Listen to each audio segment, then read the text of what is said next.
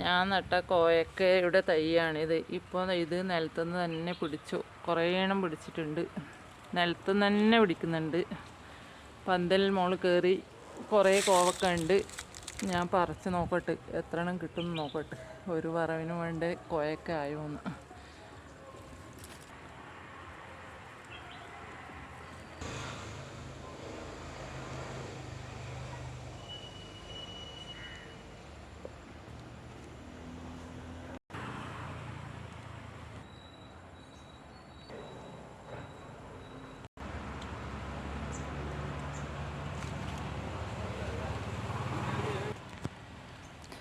ഞാൻ കോയക്ക പറിക്കലായി.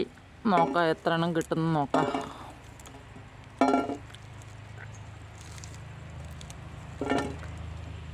നാളത്തെ കറിക്കുള്ളതായി. നല്ലോണം കിട്ടി കോവക്ക. നമുക്ക് കറി വെക്കാൻ മാത്രമുണ്ട്.